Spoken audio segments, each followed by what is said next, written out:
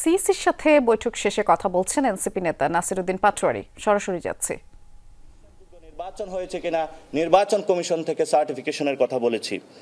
আমরা বলেছিলাম যারা মামলার যাতে দ্রুত নিষ্পত্তি হয় সে দাবিটি আমরা জানিয়েছিলাম, কারণ আমরা দেখেছিলাম গত 15 বছরে অনেক প্রার্থী রয়েছেন যারা বিভিন্ন জায়গায় ঋণ খেলাপি হয়েও এবং তাদের যে হলফনামা নির্বাচন কমিশনে জমা দিয়ে থাকেন সে বিষয়ে তারা অনেক ছল ছাত্রীর আশ্রয় নিয়ে থাকেন।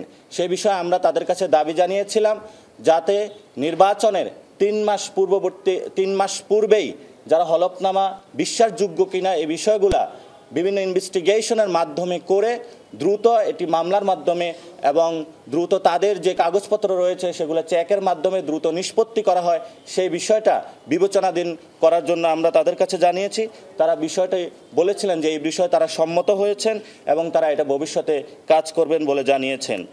আমরা সেখানে বলেছিলাম যে বর্তমান যে নির্বাচনী ব্যবস্থা রয়েছে সেই নির্বাচনী ব্যবস্থায় আচরণবিধি এবং নির্বাচনী ব্যয়ের যে নীতিমালা রয়েছে সেই বিষয়ে পরিবর্তনের কথা আমরা জানিয়েছি। কমিশন এই বিষয়ে তারা সম্মত হয়েছেন যে আচরণবিধিতে তারা পরিবর্তন করবেন এবং নির্বাচনী যে ব্যয় রয়েছেন সেই বিধিমালাতেও তারা পরিবর্তন করবেন। এই বিধিমালার ক্ষেত্রে তারা দ্রুত উদ্যোগ নেবেন এবং আমরা তাদেরকে এটা আশ্বস্ত করেছি যে নতুন বাংলাদেশে পুরাতন যে সিস্টেমের যে আচরণবিধি রয়েছে, মানুষের উপর মার ধর এবং মানুষকে বিভিন্ন বাধাগ্রস্ত সৃষ্টির মাধ্যমে ভোট লুপাট এবং নির্বাচনের পূর্বেই বিভিন্ন টাকা অস্ত্রের জনজানানি পাওয়ার মাসলের শক্তি যে প্রদর্শন বাংলাদেশে চলে আসছে, দক্ষিণ এশিয়াতে বাংলাদেশেও ওই জায়গা থেকে র্যাঙ্কিংয়ের সর্বোচ্চ উপরের জায়গায় অবস্থান করছে। এই নির্বাচন বিধিমেলা এবং আচরণের জায়গা থেকে মানুষকে কষ্ট দেওয়ার উপরে